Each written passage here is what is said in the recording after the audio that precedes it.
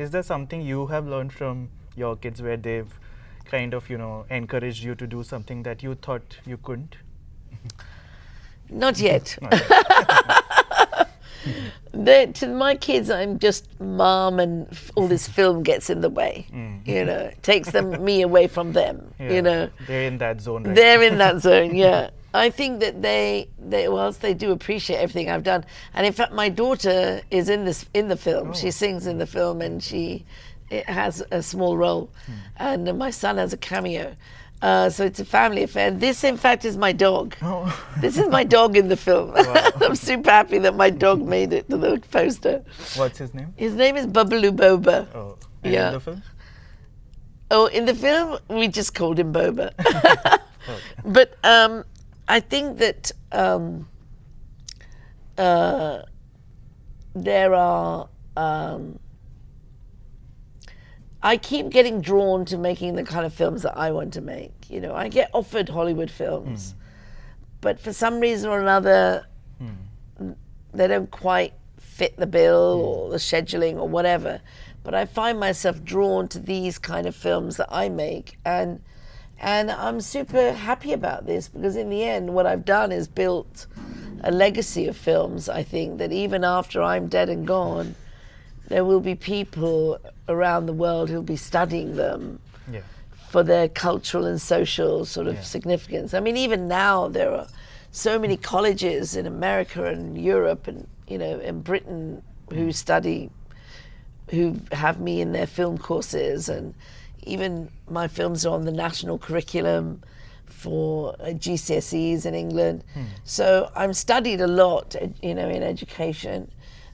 Because of the fact that they are both culturally, socially relevant, race studies, gender studies, whatever, LGBTQ plus, everything. But I'm resigned to the fact that in the end, I'll always make a film that I can find myself in somehow and works for me. And then for me, the exciting thing is putting it out there, then it has its own life. Whatever happens, it's its own life. And if it's not appreciated now, in many years. Frank Capra's It's a Wonderful Life was a massive flop when it came out. Massive. And now you are watching it and crying it. And now the whole world watches it and reveres it as an amazing film. Yeah. I was talking to Anupam Kher a few years ago when he was doing New Amsterdam, the show that he did. Yeah. And he told me that I would have never done this show had I not done Bend It Like Beckham. Yes. Because I wasn't comfortable with the idea of speaking in English. Yes. And Gurinder made it very comfortable for me. So can you talk a little bit about that? Do you remember just hand-holding him? Did he need hand-holding? He was excited when he came on set, but he was definitely trying to find the right tone, And the first day on set, he came on and he was very big acting. And we laugh about this now. And I said, oh my God, you're doing Hindi film acting, Anupam ji. And he said, what? I don't know. I'm speaking in English. I said, yes, but all this is too much. And I said, you don't have to. Just be quiet. It's louder to be quiet than to be loud, So I gave him that note. Then the second note I said is just keep your hands in your pockets. Okay. Don't use your hands. So you'll see every scene, Anupam has his hands in his pockets, or he has them folded, or he has them on the chair like this.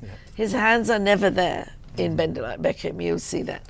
So that was a good note, because it meant he had to just use his face and not his all this, And I think he learned from that. Then when he saw it on the screen, I think what was great was he realized that if the wife is the loud character and the daughters are loud, him being the quiet one actually takes up a lot of screen presence. Yeah, makes sense.